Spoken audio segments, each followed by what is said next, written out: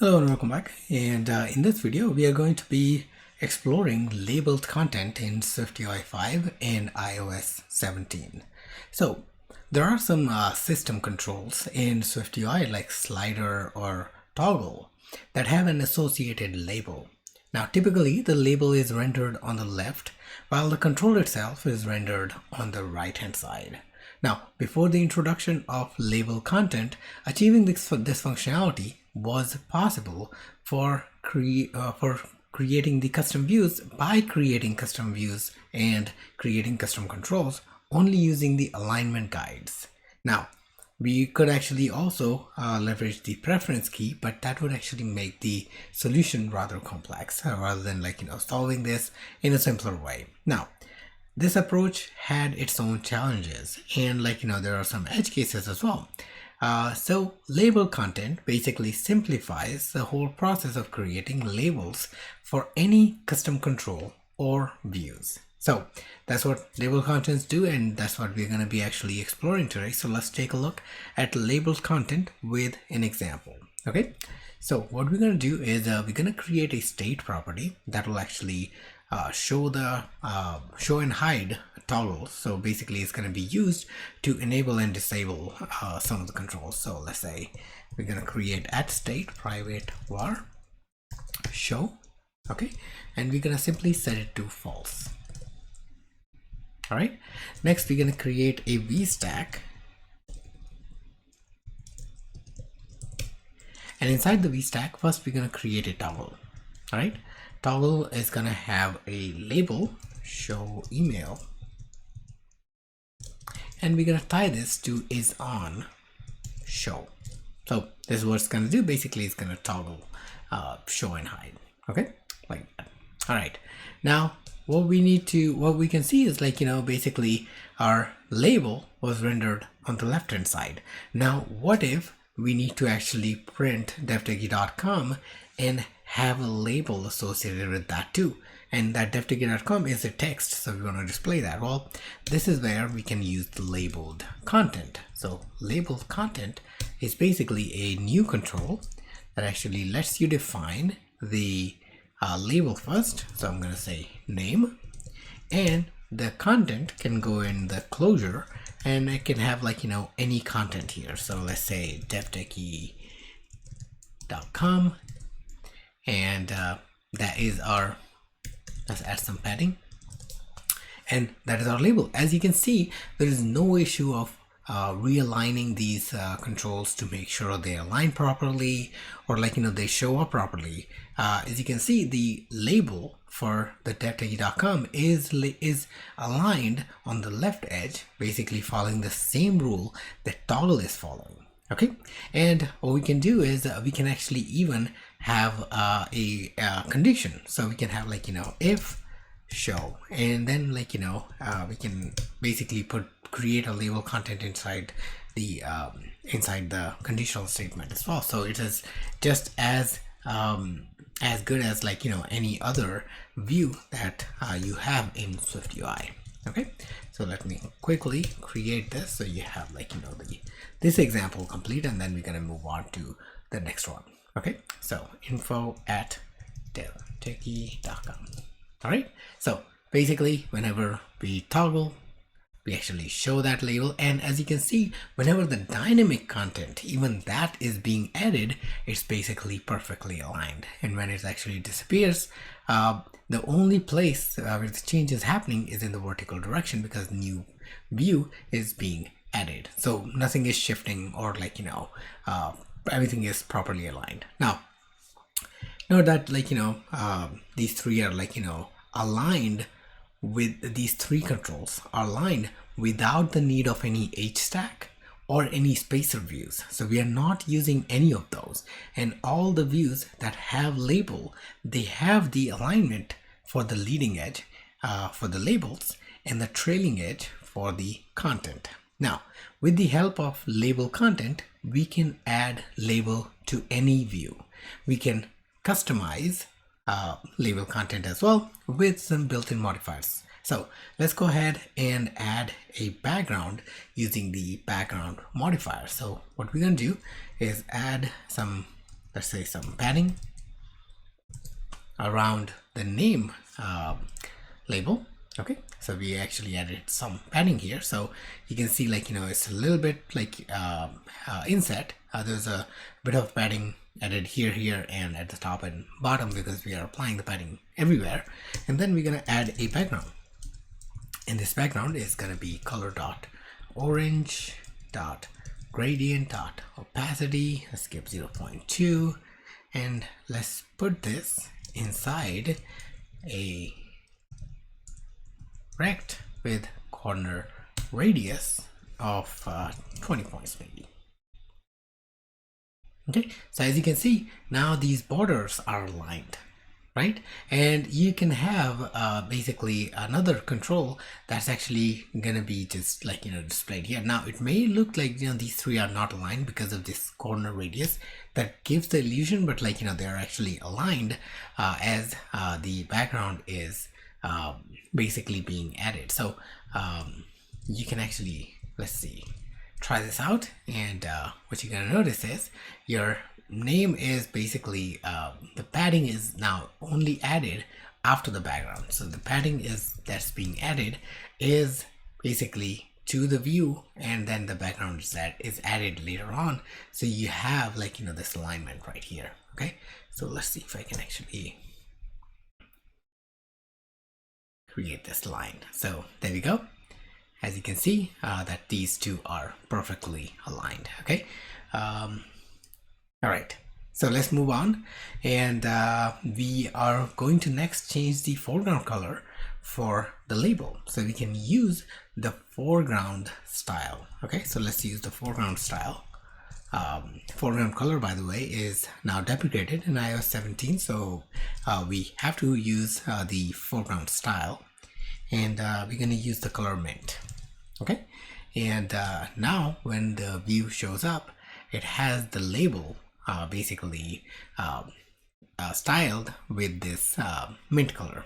Okay, now label content has another overload that takes content and label as the view builder closure. Now this provides us an opportunity to customize both the component, like, basically the control or the information that we are showing, as well as the label that we are showing. So we can customize both of them very easily. Okay, so what we can do is we can just go in and create a new labeled content. All right, and we're going to use the overload that actually takes the content and the label separately. Okay, so now we have the ability to customize both of them to our liking. So we don't have to just stick with, like, a custom label and, like, rely on the formatting styles. We can actually apply any other formatting style, like, that we want with this overload. Okay, so we're gonna have a text,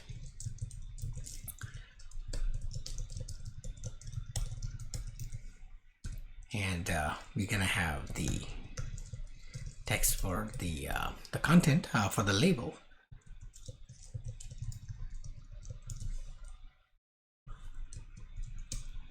And then let's set the font for the entire thing.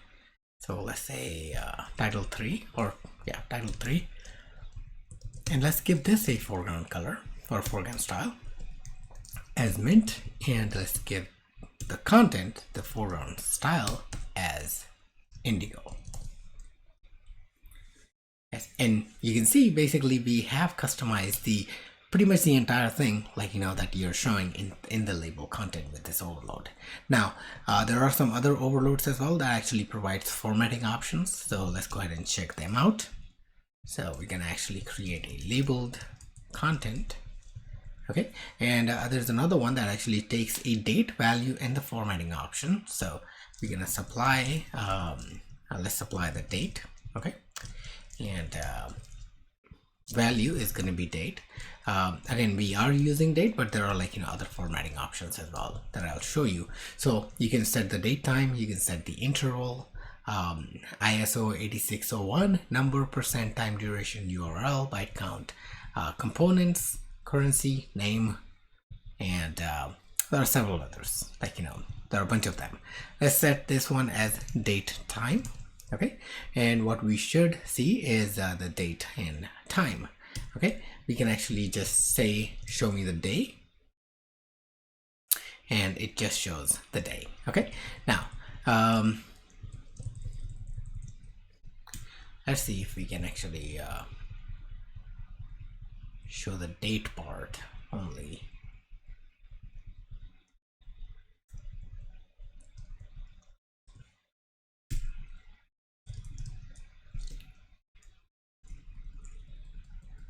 Format dot date time dot, okay, let's see, parsing strategy, and there's a format. Actually, we can actually format that. I guess yeah, I guess there's no way. Okay, but we have date and time. All right, we can change this to price value. We can say, let's say, put any other price, maybe 17.2.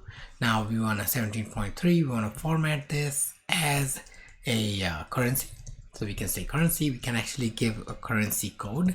So for example, USD, and it's gonna print the US dollar right there. We can actually say, let's say another currency, INR, and it's gonna print it based on Indian rupees. Okay, so USD, or like, you know, any other format, you can just provide the currency code and it'll just format it. Now let's take a look at another one, which is actually quite interesting. It's the measurement one, and we have, like, you know, measurement and the value. Let's say we can initialize a value, and we're going to initialize with the value as, let's say, 76.2. okay, and unit that we're going to convert to is going to be Fahrenheit. Okay, now reason this is actually giving a problem because it does not know what we are trying to do. As soon as we actually provide the formatting option, I mean, all these errors are going to go away. So we are actually looking for measurement. The width is abbreviated. Okay, so as you can see, as soon as we removed the we added the measurement formatting option, the label content now understand that we are actually trying to convert the value or show the value in Fahrenheit, and the value that we are trying to show is 76.2. okay, so this is the way you can actually format the label content further. Now, for further customization for the label content, we can actually leverage something called label content style protocol. Now, this protocol lets us essentially style the way we want to, and we'll start by actually creating first a new struct, and we're going to call this custom labeled content style. Now, this custom label content style will conform to the label content style protocol, and the only requirement for this protocol is to provide a definition to the make body function. Okay, so we're gonna simply go all the way down here, and we're gonna create a new struct,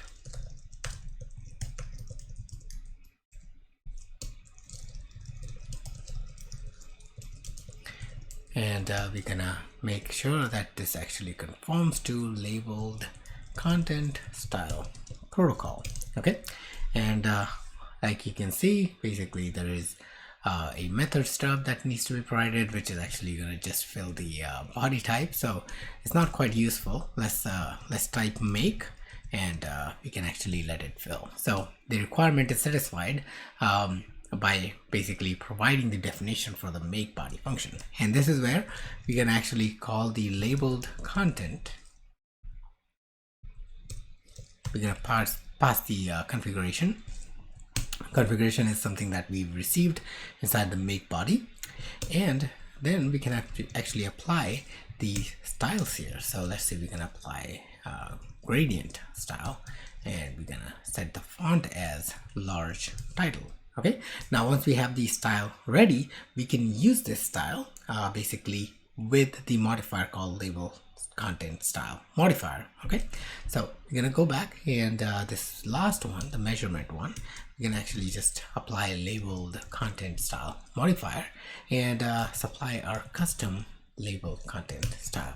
Okay, so let's see if we actually get the formatting, and there you go. We have like, you know, the label, the content is now basically labeled according to our need.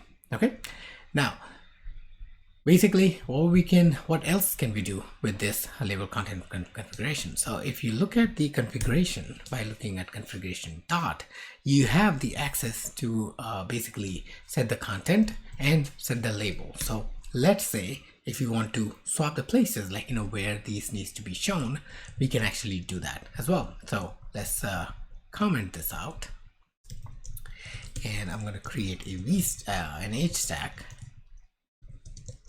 This H stack is going to show the label on the right hand side. Okay, so the configuration dot label, which is going to be shown in the right hand side. There's going to be a spacer, so we are working our way backward, and configuration dot content. There we go. Okay, so as you can see, now we have actually customized the label content to show the content first on the leading edge and the label on the trailing edge. Well, this is just to prove that you can actually customize this however way it suits your need or your app's need, but you have, like, you know, more options. It doesn't mean, like, you know, we have to actually switch these. You can actually customize them further, but I would highly recommend, like, you know, leaving the label on the left hand side and content on the right hand side, or leaving the label on the leading edge and content on the trailing edge, because that conforms to the rest of the controls that actually show a label. Okay, all right, with that we have reached the end of this video. Thank you so much for watching, and I'll see you guys in another video.